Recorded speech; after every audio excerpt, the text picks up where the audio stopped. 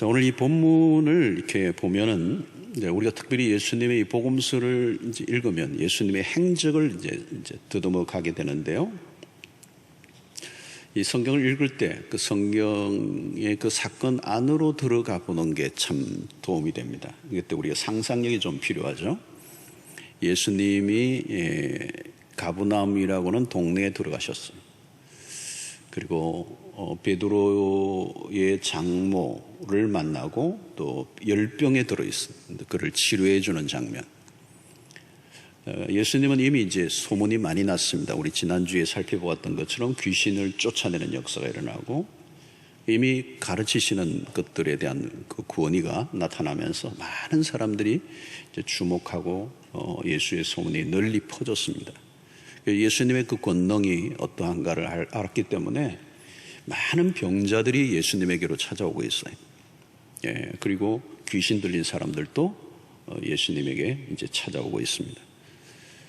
이 32절과 33절에 보면 저물어 해질 때에 이미 이제 어두워지고 있는 때인데 모든 병자와 귀신 들린 자를 예수께 데려오니 온 동네가 그 문 앞에 모였더라. 이제 어둠을 떨고 여기저기에서 어디선가 사람들이 병자들을 데리고 오는 겁니다.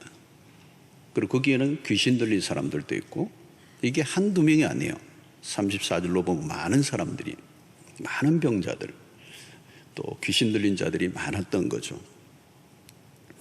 우리가 이 상상을 좀 해보면 그 컴컴한데 그 당시에 가로수가 가로등이 있었겠습니까? 그런 곳에 병자들이 어두운 집에 이렇게 몰려드는 거죠. 여기는 경증 환자도 있었을 것이고 중증 환자도 있을 것이고 환자들 가운데 이 병자들 가운데는 어린 아이들도 있고 나이 든 사람들도 있고 또 병자들만 많이 지금 우글거리고 있는 게 아니고 귀신 들린 사람들도 있어요. 이 병자들이 누워있는 곳곳에 불편한 야전 군 병원과 같은 이런 곳에 귀신 들린 사람들이 막 뛰어다니기도 하고 소리를 지르기도 하고 또 곳곳에서는 병자들이 신음 소리를 내고 끙끙 앓고 있는 상황입니다. 자, 여러분 이게 지금 무슨 모습을 지금 보여줍니까? 우리 성경에서 주님이 지금 접하고 있는 이 세상, 이 온전하지 않는 세상을 보여주는 겁니다. 깨어진, 죄로 인하여 깨어진 세상. 정말 그 어둠과 비극이 뒤섞여 있는 그런 상황을 우리에게 보여줍니다. 틀림없이 이 본문의 이 장면은 행복과는 거리가 먼 참 불행한 비극적인 그런 현장이 아닐 수 없습니다. 특별히 이 가브나움이라는 동네는 큰 동네가 아닙니다. 작은 도시예요. 그런데도 많은 병자들이 멀리서 오지는 않았을 거예요. 그 동네에서 그 병자들이 그렇게 많았고 귀신 들린 자들이 몰려왔다는 것은 무엇을 의미할까요? 그것은 가브나움이라는 한 동네만의 문제가 아니고 이런 병자와 귀신 들린 자들의 모습은 죄로 인하여 고통하는 인류의 모습을 단면적으로 보여주고 있는 겁니다. 바울은 로마서 8장 22절에 피조물이 다 이제까지 함께 탄식하며, 이 피조물이라는 것은 인간을 포함한 이 피조의 눈에 새기는 모든 만물의 모든 들 짐승들까지 식물에 이르기까지 인간을 포함한 모든 만물 피조물이 다 이제까지 함께 탄식한다는 겁니다. 그리고 함께 고통을 겪고 있는 것을 우리가 안다. 사실 보면 이 세상의 전체가 피조물이 탄식하고 있는 겁니다. 그리고 고통하고 있는 거예요. 지금 이 병자들, 귀신 들린 자들도 마찬가지예요. 죄로 인하여 망가진 이 세상의 모습이. 겉으로는 이 세상이 멋져 보이고, 어떤 때는 휘황찬란하고, 번쩍번쩍하고, 문명이 고도로 발전해서 큰 문제가 없어 보이지만, 우리가 조금만 더 들어가 보면 세상은 만성적인 고통과 비극을 안고 있는 것입니다. 자, 오늘 열갈 수 없을 정도로 많은 고통이 이 인류를 짓누르고 있는 것입니다. 그리고 우리 세상에서 일어나는 모습을 한마디로 표현하면 뭘까요? 자세히 들여다보면 소망이 없다라고 하는 것입니다. 이런 고통하는 세상에서 인간이 할 수 있는 게 있는가? 또 이런 문제를 경감시키고 약화시킬 수 있고 그것을 없앨 수 있는 능력이 인간에게 있는가? 없다는 거예요. 통증 완화를 위한 진통제는 개발할 수 있을지 모르지만 그 고통 자체를 없앨 수 있는 능력이 인간에게는 없어. 그래서 오늘 이 세상은 신음하고 있는 것이죠. 예수님이 처음 이 목격한 공생에 목격하고 있는 이 장면은 신음하고 있는 세상, 고통으로 가득한 세상. 그래서 주님이 공생을 시작하면서 처음 마주한 세상을 조금 우리에게 보여주고 있는 겁니다. 자, 여기서 우리는 먼저 발견하는 것은 주님은 고통하는 이 백성들에게로 세상에 다가오셨다는 거예요. 주님은 인생들이 겪는 삶의 복잡한 문제를 외면하지 않으셨습니다. 히브리서 4장 15절에 보면 우리에게 있는 대제사장은 우리의 연약함을 동정하지 못하실 리가 아니요 모든 일에 우리와 똑같이 시험을 받으시니로되 죄는 없으시니라. 이제 우리의 연약함을 동정하시는 분이시다.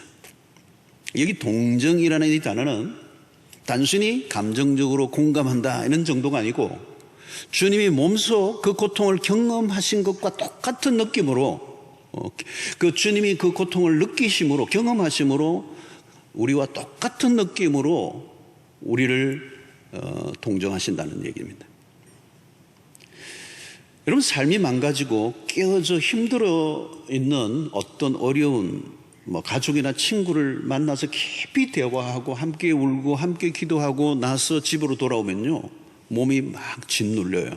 왜냐하면 감정이입이 됐기 때문입니다. 그 사람의 고통이 나에게는 몰려오는 느낌이 왔기 때문에 감정이입이 되면서 힘이 들어요. 그래서 가족 중 한 사람이 아프면 온 가족이 다 힘들어져요. 그리고 그 병이 지속되면 모두가 다 지쳐버립니다. 그래서 병자를 돌봐주고자 하지만 늘 함께 있을 수가 없는 것입니다. 결국은 병자는 홀로 남게 됩니다. 홀로 남아요. 나중엔 결국은 그때 밀려오는 외로움은 큰 것입니다.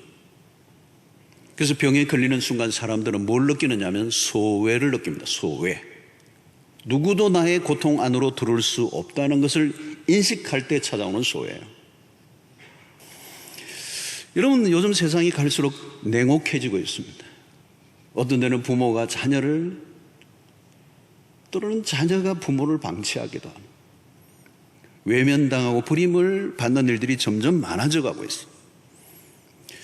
대개는 예상치 않는 순간에 이 질병이 찾아오고 그때 맞이하는 상황은 모두가 낯설고 스스로 감당하기 어려워요. 내가 아플 때 조금이라도 이해해 줄 수 있는 사람이 얼마나 있는가 하는 것입니다. 욥기서에서 가르쳐주는 메시지는 무엇입니까? 욥기서를 보면 고통 가운데 있는 사람을 진정으로 위로해 주는 일이 어렵다는 거예요. 위로는커녕 욥기서에서 말씀하는 것은 위로는커녕 고통을 가중시켜요. 친구들이. 자, 그런데 오늘 이 본문에 나타난 이 주님은 누구이십니까? 주님은 창조주로서 거룩하신 분으로 어떤 공간에 하늘 보좌에 계신 분이 아니라 고통이 많은 이 세상의 한가운데 찾아오십니다. 그리고 우리의 고통을 외면하지 아니하십니다. 주님은 다가오는 병자들을 따뜻하게 환대해 주시고 그들을 거절하지 아니하시고 다 치유해 주고 계시는 모습을 보여줍니다. 주님은 인간이 겪고 있는 고통과 거리를 두신 분이 아니에요. 그래서 기독교는 고통에 대해서 하나님이신 분이 직접 고통을 겪으실 뿐만 아니라 십자가를 통하여 그 고통에 들어오시고 인간의 고통을 충분히 이해하시고 또 고통과 함께 하시고 고통을 위로해 주시는 주님이시라는 거예요.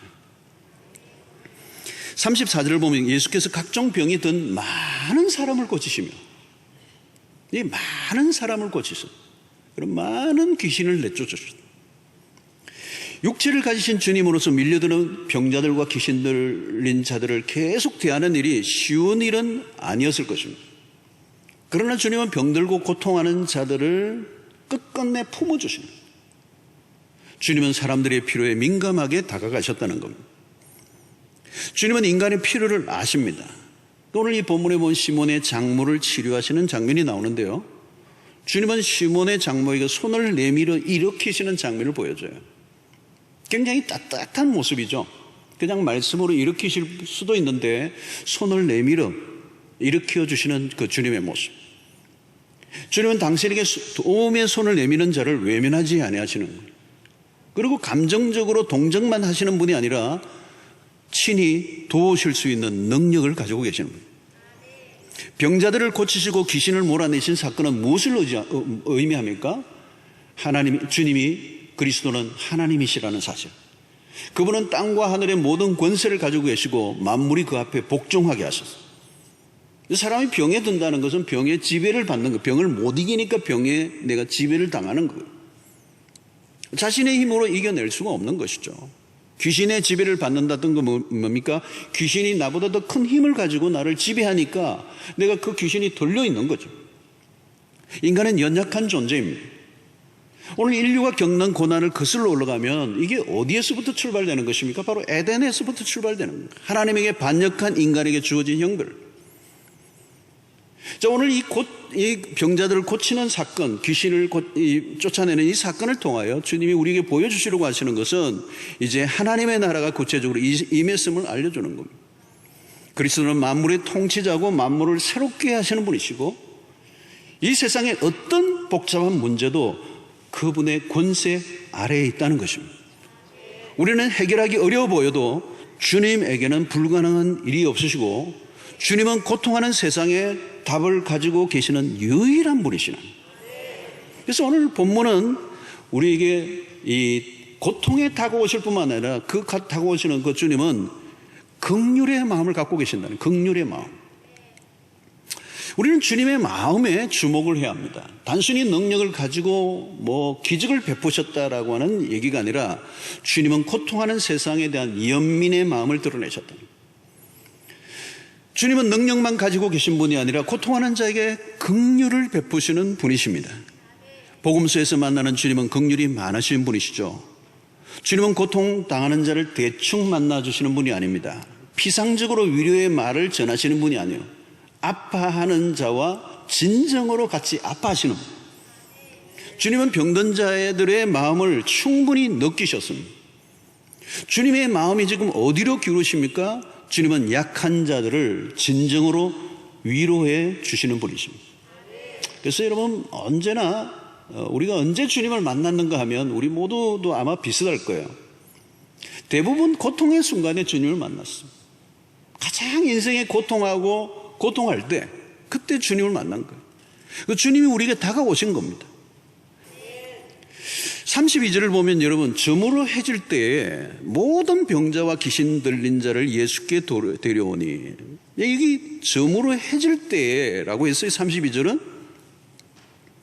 그리고 33절 34절에 그 많은 병자와 귀신 들린 자들을 고쳐주시는 작업이 일어나는데 아마 그게 이제 밤 늦은 시간까지 진행됐을 거예요. 그리고 35절을 보면 무슨 말씀이 나오느냐. 새벽 아직도 밝기 전에 예수께서 일어나 나가 한적한 곳으로 가사 거기서 기도하시더니. 그러니까 예수님의 지금 동선이 지금 보이죠. 빈틈없는 스케줄이에요. 아침부터 저녁 밤 늦은 시간까지 경무에 시달리고 병자를 돌보시고 귀신을 쫓아내고. 여러분 귀신 쫓아내는 게 이게 작은 작업이 아닙니다. 병자를 고치는 일들도 이게 그냥 일이 아니에요. 그 병자에 갖고 있는 모든 애환과 절망과 고통을 내가 끌어안는 거죠. 그죠? 여러분 이 치유 사역을 할 때 그냥 병자들을 기도할 때 그냥 기도하는 게 아니에요. 진액을 쏟는 겁니다.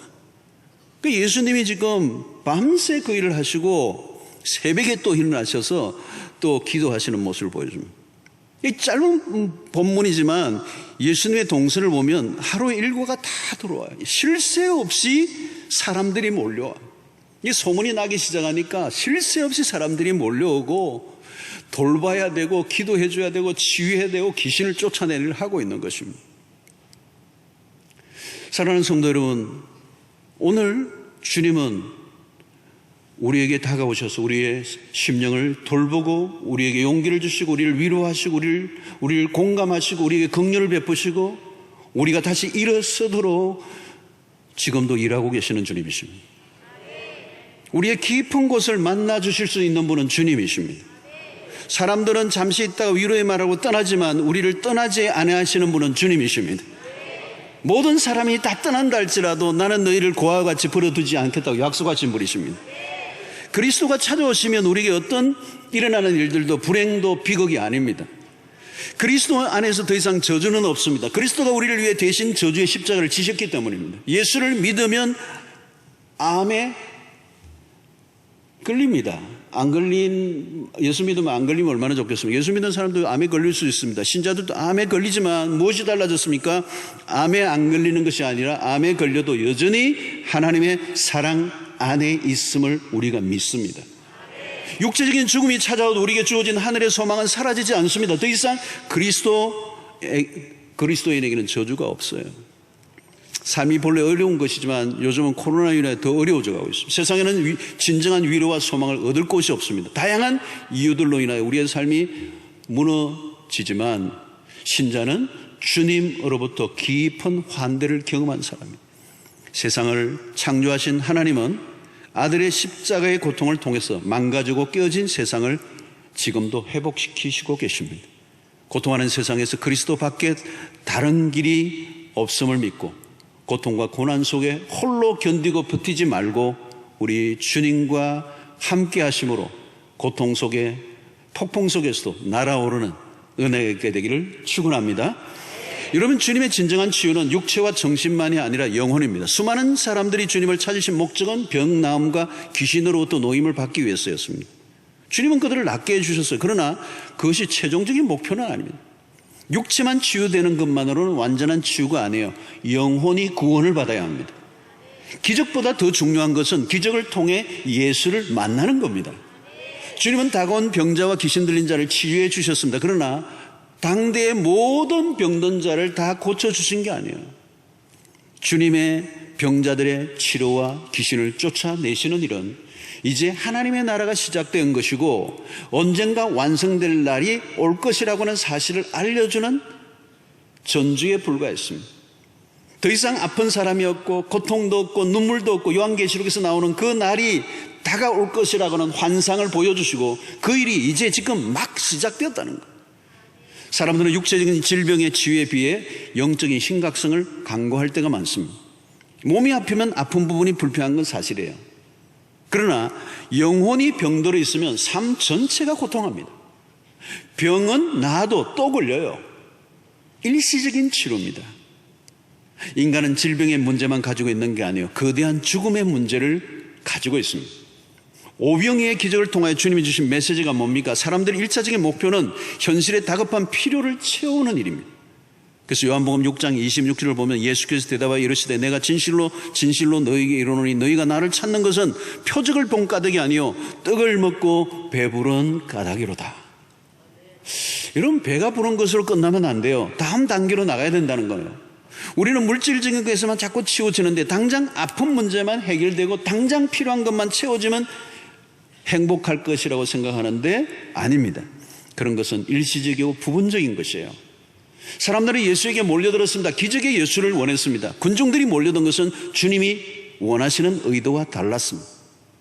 주님이 기적을 베푸시는 목적은 기적 자체가 아니요 기적을 베푸신 분이 누구인가를 알기를 원하셨어요. 주님은 마술사가 아닙니다. 육체의 병을 모든 병을 낫게 하시기 위해서 오신 의사도 아닙니다. 주님은 무엇으로 오셨습니까? 구원자로 오셨어요. 우리의 삶의 고통의 근원적인 문제가 무엇입니까? 하나님과의 관계가 깨어진 거거든요. 이 깨어지게 만든 것은 죄요. 이 죄 문제가 해결되어야 하나님과의 관계가 회복되고 하나님과의 관계가 회복되는 것을 우리는 구원이라고 말합니다. 그래서 주님은 병자를 낫게 하실 때마다 복음서를 보면 병을 낫게 해야 한다는 말보다 먼저 하신 말씀이 있어요. 그게 뭡니까? 내 죄 사함을 받았느니라. 그러니까 병이 낫는 것보다 더 중요한 것은 죄 문제라는 거예요. 죄 문제가 해결되지 않으면 온전한 치유가 일어나지 않습니다. 병만 낫는 것은 진정한 치유가 아니에요. 그건 부분적인 치유입니다. 여러분, 오늘 죄 사함을 받아야 하나님과의 관계가 회복되고 그때 진정한 치유가 일어납니다. 그때 우리는 육육이 회복되는 역사가 일어나게 되는 거죠. 그래서 이 기적은 구원 안에 들어가 있는 거예요. 기적이 아무리 대단해도 구원보다 크지 않습니다. 그리고 예수를 믿고 구원을 받았다면 이미 기적 중에 기적인 것이고, 하나님의 놀라운 가장 큰 은혜가 나에게 임한 것입니다. 영적 치유를 받으면 육체적인 질병이 치유되지 않아도 그 육체적인 질병을 이겨낼 수가 있습니다. 영적인 치유가 일어나면 육체적인 질병은 더 이상 저주도 아니고 불행도 아니에요. 사랑하는 성도 여러분, 온전한 회복이란 병이 낫고 안 낫고의 차원에서 벗어나면, 내가 지금 어떤 상태에 있든지 하나님의 사랑에 거하고 있다면, 하나님과의 관계가 해결되고 나면 우리의 삶에 일어나는 어떤 일도 비극과 저주가 아니라는 겁니다. 오히려 고난이 찾아올수록 하나님의 은혜는 더 증폭되어져 우리로 하여금 일어나게 하신다는 거예요. 이런 사단은 질병이나 사고들로 우리의 삶을 파괴하려고 하고 불행하게 만들려고 해요. 그래서 하나님으로부터 멀어지게 만들려고 하죠. 그러나 하나님은 우리 안에서 일어나는 어떤 일들을 통해서도 하나님의 뜻을 이루어 가십니다. 그것이 로마서 8장 28절의 말씀 아닙니까? 하나님을 사랑하는 자, 곧 그 뜻대로 부르심을 입은 자들에게는 모든 것이 합력하여 선을 이루느니라. 하나님은 어떤 것을 통해서라도 당신의 영광을 받으십니다. 그래서 기적보다 구원이 훨씬 더 크고 놀라운 일이라는 사실을 놓치지 말아야 합니다. 오늘 본문에서 주님이 병자들을 고치시고 귀신을 쫓아내시는 일을 통해 주님이 주시고 하시는 핵심적 메시지는 구원이에요. 구원. 이 망가지고 깨어지고 상하고 무너져가는 이 절망적인 이 세상 속에 하나님이 구원을 베풀어 오셨다는 것, 그 하나의 전조가 병자를 낫게 하는 것이고 귀신을 쫓아내는 사건은 가장 부분적인 것이고, 이제 하나님의 나라가 시작되었음을 알리는 것이고, 이 것들이 더 확장돼서 구원의 완성이 이루어질 것을 보여주고 있는 것입니다. 여러분, 우리의 문제들이 해결된 것에 대한 이야기들로만 만족하지 마시고 주님께서 십자가를 통하여 구원을 이루신 사건을 우리가 놓치지 말아야 합니다.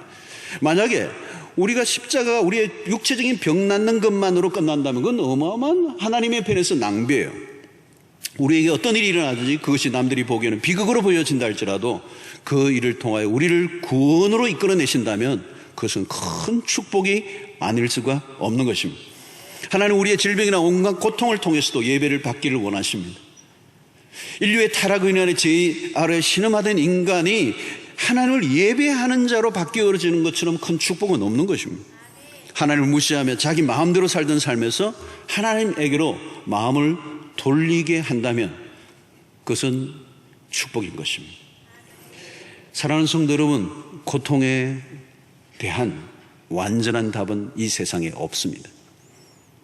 그리스도만이 인류가 겪고 있는 고통의 유일한 답이 되시고 소망이 되십니다.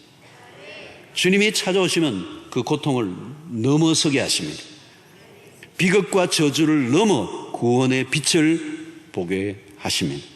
아무리 세상적으로 어둡고 암울해도 우리의 삶에 그리스도가 찾아오시면 소망으로 바뀌게 될 줄로 믿습니다. 그리스도가 찾아오시면 회복이 일어납니다. 오늘 이 본문은 짧은 본문이지만 이 병들고 귀신 들린 자 가버나움에 이 신음과 고통으로 가득한 이 동네에 주님이 찾아오셨다는 사실, 그리고 그들에게 다가가셨다는 사실, 그리고 그들에게 손을 내밀어 그들을 이렇게 세워주셨다는 사실, 이제 하나님의 나라가 시작이 된 것입니다. 여러분들의 삶에도 그 주님이 찾아오셔서 답이 없는 세상에 예수 그리스도만이 유일한 답이 되시고 고통과 저주를 뛰어넘어 구원을 베푸시는 하나님을 만나시고 일어나시고 승리하시는 여러분 되시고, 이 승리의 주님을 이 고통에 시달려 답이 없는 세상의 사람들에게 이 예수 그리스도의 복음, 부활의 예수를 소개하는 여러분들 되시기를 주의 이름으로 축원합니다.